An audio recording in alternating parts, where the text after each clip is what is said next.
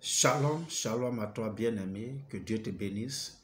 Merci de te connecter à nouveau à moi. Merci de prendre plaisir à me suivre. Merci de continuer à me suivre, à m'encourager par des commentaires, par des likes, par des partages. Et si c'est la première fois que tu tombes sur cette chaîne, bien-aimé, je prie que tu fasses chemin avec nous, abonne-toi et nous allons vraiment faire des choses merveilleuses avec le Seigneur. Alléluia. Dieu est avec nous et il nous conduira en tout et dans tout dans le nom puissant de Jésus-Christ. Nous parlons de la largeur de l'amour. Amen. Nous parlons de la largeur de l'amour. L'amour qui est large. L'amour qui fait entrer tout le monde dans notre cœur. Alléluia. Je parlais la dernière fois de l'amour physique, l'amour amitié. L'amour physique est vraiment égoïste parce que c'est un amour qui s'exprime entre un homme et une femme qui vivent ensemble, qui sont mari et femme.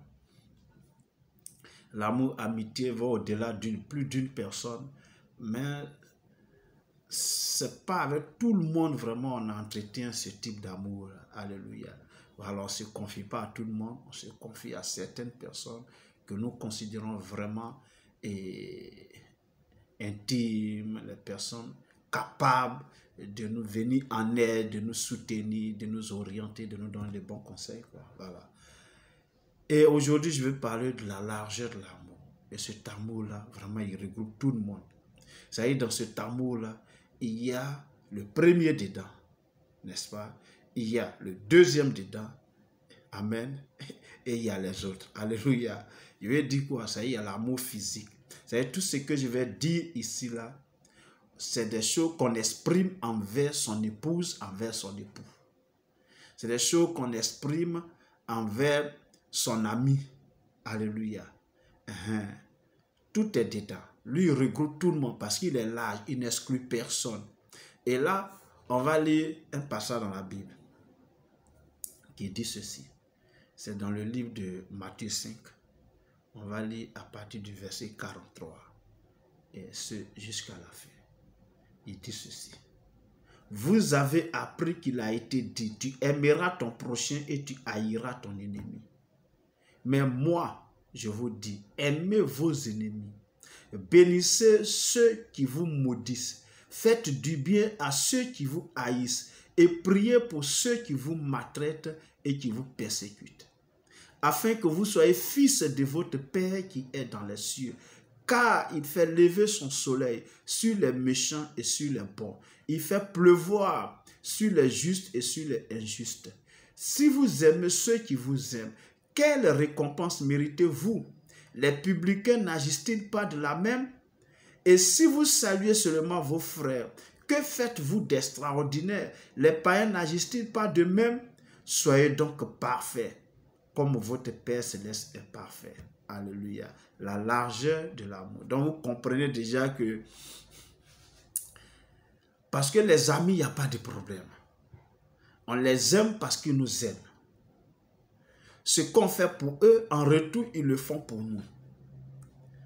On aime son épouse, on aime son époux. Alléluia. Ça, c'est normal. Ce n'est pas extraordinaire. Tu ne peux pas épouser une femme et dire que tu ne l'aimes pas. Tu ne peux pas épouser un homme et dire que tu ne l'aimes pas. Alléluia. À moins que ça avait été un mariage arrangé vraiment. Sinon, le mariage est lié à l'amour. Alléluia. Et on aime une seule personne, voilà pourquoi on épouse une seule personne. Amen. On peut aimer l'ami, il n'y a pas de problème. Ça va de soi. Il n'y a pas de souci. Mais ici, il dit quoi? Il dit, vous avez appris qu'il a été dit, tu aimeras ton prochain et tu haïras ton ennemi. Le prochain ici, c'est qui? Par rapport à l'ennemi ici, ça y est, le prochain, c'est l'ami. Alléluia. Le prochain ici, c'est l'ami, c'est celui vers qui je vais quand j'ai des problèmes, quand il partage ma joie, il partage mon malheur, je partage sa joie, je partage son malheur. C'est lui mon prochain. Alléluia. Voilà. Mais il dit que vous avez appris qu'il faut haïr l'ennemi. L'ennemi, c'est qui? L'ennemi, c'est celui qui veut ton mal. C'est celui chaque jour il réfléchit pour te faire du mal. C'est celui chaque jour il travaille à te nuire. Quand tu es dans la joie, il n'est pas content. Quand tu es dans le malheur, il est heureux. Alléluia. Et Jésus dit, mais moi je vous dis, aimez vos ennemis.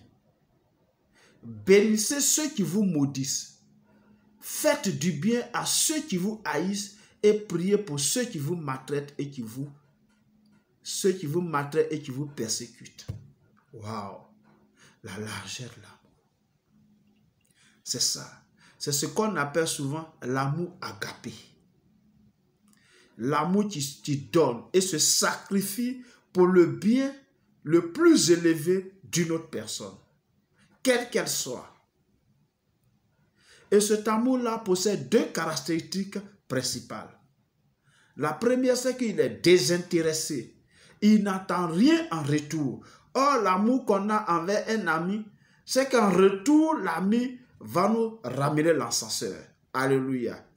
Amen. Mais lui là, on n'attend rien en retour. Vous voyez qu'il est un peu comme le premier type d'amour. N'est-ce pas?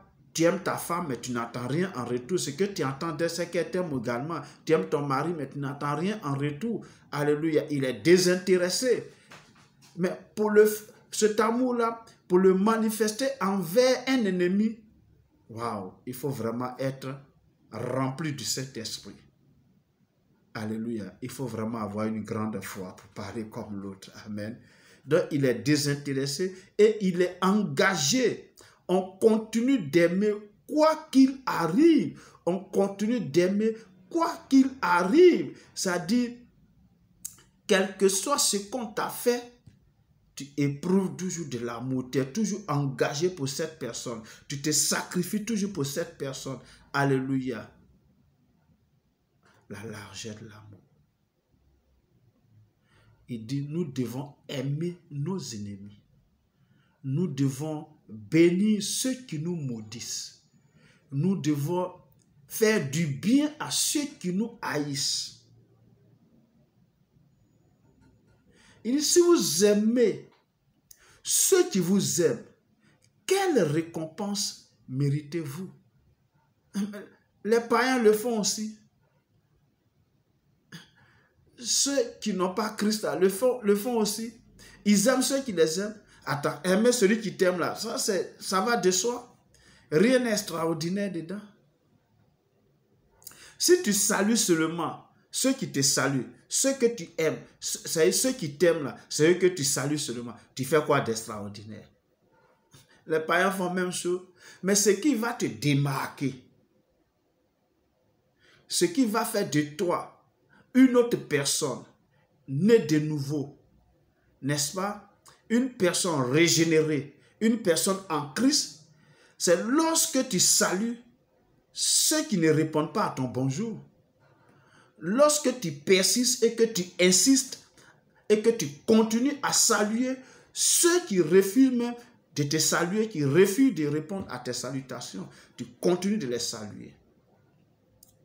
C'est lorsque tu continues de prier pour ceux-là qui te maudissent, qui ne veulent pas ton bien, mais tu continues de prier pour leur bien, pour leur bonheur. C'est lorsque tu continues de manifester de l'affection, de l'amour, et que tu es prêt à tout pour ceux-là qui cherchent ton mal, qui sont entre griffes tes sorciers.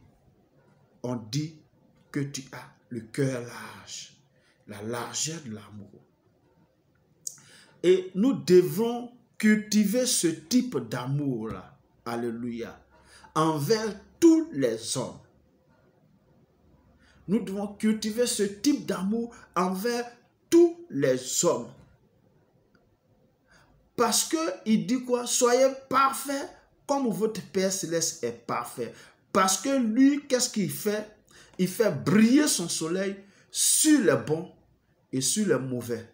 Il fait pleuvoir sa pluie sur les justes et sur les injustes. C'est-à-dire, il fait du bien à tout le monde. Nous devons être comme notre Père Céleste. Regardez un peu ce que le Père a fait. L'exemple palpable, c'est l'amour infini, infaillible. cet amour large que Dieu éprouve envers l'humanité. La Bible dit quoi? Que Dieu a tant aimé le monde qu'il a donné son Fils unique. Alléluia. Afin que quiconque croit en lui ne périsse pas, mais qu'il ait la vie éternelle. Amen. Dieu n'a pas envoyé son Fils dans le monde pour que le monde soit jugé par lui, mais pour que le monde soit sauvé par lui. Alléluia. On va lire un passage dans le livre de Romains 5, le verset 8 qui dit ceci. Mais Dieu prouve son amour envers nous, en ce que lorsque nous étions encore des pécheurs, Christ est mort pour nous. Alléluia. Il dit, à peine mourrait-on pour un juste. Quelqu'un peut-être mourrait pour un homme de bien. Mais Christ est mort pour nous. Lorsque nous étions encore des pécheurs, lorsque nous étions encore loin de Dieu, lorsque nous ne méritions même pas l'amour de Dieu à cause de la vie que nous menions, mais Dieu a donné pour nous sauver. Cette largeur de l'amour-là, le Seigneur nous demande de la manifester également dans notre caractère, dans notre comportement, dans notre attitude, envers ceux qui sont autour de nous, envers ceux que nous croisons chaque jour. C'est vrai, il y a les mauvais, mais c'est les mauvais là même qu'il faut aimer, c'est ce qu'on vient de lire. Il faut aimer les mauvais. Ceux qui t'ont causé un tort, il faut en retour leur faire du bien. Et la Bible dit, ne répondez point le mal par le mal. Mais face au mal, il faut faire du bien. C'est la largeur de l'amour. Alléluia. Je pense et je crois que ça t'a fait du bien. C'est ça qu'on appelle l'amour agapé. Amen. L'amour agapé, l'amour qui partage, l'amour qui ne trie pas, l'amour qui ne considère rien du tout, l'amour qui continue toujours d'être, quel que soit ce qui arrive, l'amour qui n'entend rien en retour. La largeur de l'amour. Que Dieu nous donne de manifester ce type d'amour, cette sorte d'amour dans notre quotidien, au nom de Jésus-Christ. Merci. J'espère que cette parole t'a fait du bien. J'espère que cette parole t'a touché et qu'elle va apporter en toi la transformation et produire des fruits dignes de la repentance, dignes de ton statut d'enfant de Dieu, et que ton cœur soit désormais large pour introduire le maximum, sinon tout le monde dans ton cœur, qu'il soit bon ou mauvais, qu'il soit ton conjoint, ta conjointe ou tes amis, tu les mets tous dedans. Alors, Dieu te bénira au nom de Jésus-Christ. Merci pour tout. Si tu as aimé, like, mets un cœur, commente, partage. Si c'est la première fois que tu es sur cette chaîne, abonne-toi avant de quitter. Dieu te bénisse. Que Dieu te localise par sa grâce et sa faveur. Nous sommes donc à la prochaine. D'ici là, porte-toi bien. Dans le nom de Jésus. Amen.